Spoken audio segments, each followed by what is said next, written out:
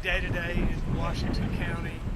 This bridge washed away 8 months ago in Helene, and today's open. And it took a remarkable community to pull that off. The people of this part of the state came together in unprecedented ways to serve one another and to come alongside one another, local officials, members of the General Assembly, the TDOT workers, the contractors. You know, we had a job to do, and we knew that it was urgent and it had to be done quickly. This bridge is opening a month early to help alleviate just part of the struggle that this community has seen over the last 8 months. It's a day of redemption, great tragedy, but this is a redeeming moment. Really hopeful for the community. There's a lot of work still yet to do. A lot of folks still having struggles that people are continuing to step up alongside them and meet those needs, but today is a day of celebration. Glad to be here. Happy to answer your questions. Could you just talk about some of the hurdles that had to go through the representatives that were kind of, bugging you every day to get out here, and just kind of the work that had to be put in to get you? Yeah. These representatives and senator and mayor, they're advocates. They represent the people in this community, and they knew that the people were hurting in this community. So, yes, they called, they advocated, they pushed because it had to be done.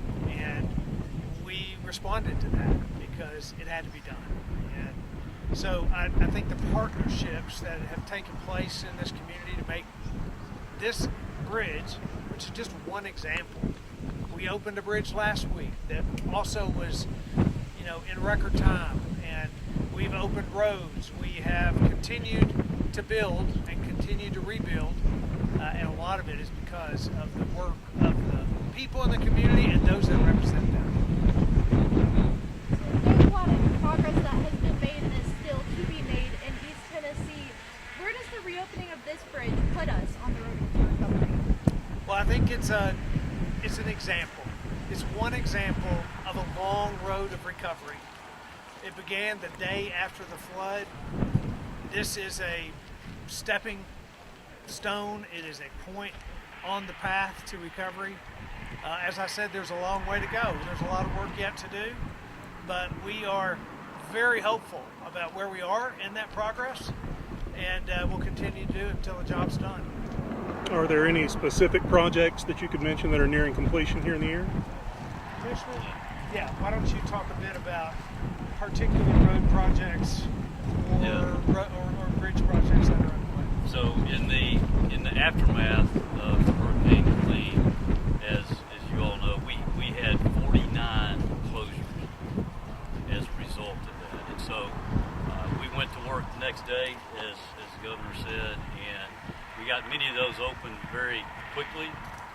And we had some, like this one, that were total washouts and had to be contracted out to be totally rebuilt and redone. Today's opening now puts us 46 out of 49. We've got 3 more that are already under contract that we're working on. That will 2 of those will roll out later this year in 25.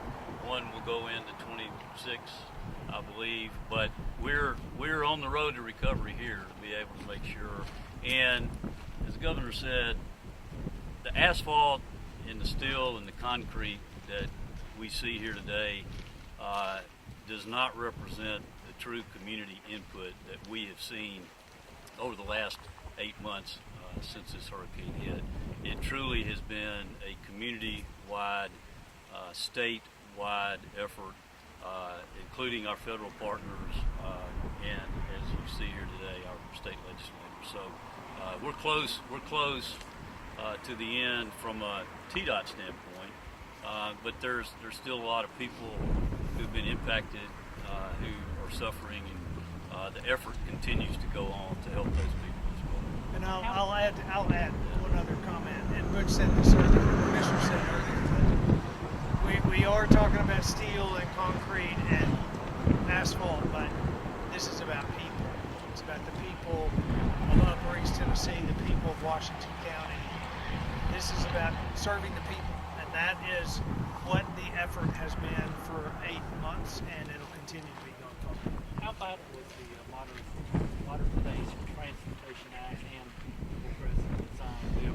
So we brought to the General Assembly the Transportation Modernization Act a couple of years ago, and it was a forward-thinking strategy because we knew that we needed to have an alternative funding stream for roads and bridges and highways.